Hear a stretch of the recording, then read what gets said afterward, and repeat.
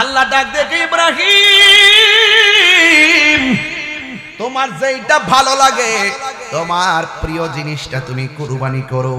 দুম্বা কুরবানি করছে, আল্লাহ বলে আমার পছন্দ হয় না। ভেড়া কুরবানি করছে, আল্লাহ বলে আমার পছন্দ হয় না। মেষ কুরবানি করলো, আল্লাহ বলে আমার পছন্দ হয় না। এরপরে আল্লাহ কয়, ইব্রাহিম যতই তুমি কুরবানি করো আমার কাছে পছন্দ হয় না। এর চাইতে তোমার সবচাইতে প্রিয়তম যেই লোক, প্রিয়তম যা আছে, সবচাইতে পছন্দের জিনিসটা আমি আল্লাহর নামে কুরবানি করো। এবার ইব্রাহিম নবী চিন্তায় পড়ে গেলেন, এতগুলা কুরবানি করলাম, আল্লাহর কাছে পছন্দ হয় না। ঠিক আছে, তাইলে আমার তো মনে হয় আমি যেই সন্তানটারে মরুভূমির বালুর মধ্যে রাই কাটছি, ও বন্ধুরে,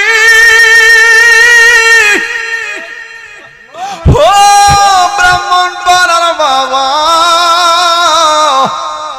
এটা সাধারণ কোনো সিদ্ধান্ত নয়।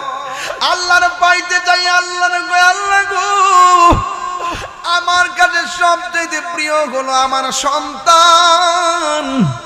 আল্লাহ ঠিক আছে, বনের পশু কুরবানি দিলাম, তোমার পছন্দ হয় না। তোমাকে পাওয়ার জন্য আমার সবচাইতে পছন্দের সন্তানটারে আমি কুরবানি দিয়ে দিব।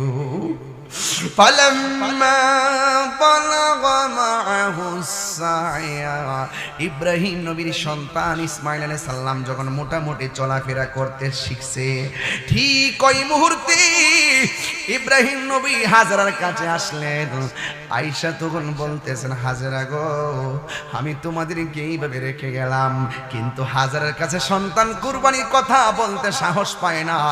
এই পৃথিবীর যে যাই বলুক না কেন, সন্তানের কুরবানি আমি যদি বাবা হিসেবে মাইনা নেই, কিন্তু সন্তানের মা কোনোদিন মানবে না, তার কলিজা ফেটে খান খান হয়ে যাবে। কথা বলেন ঠিক কিনা?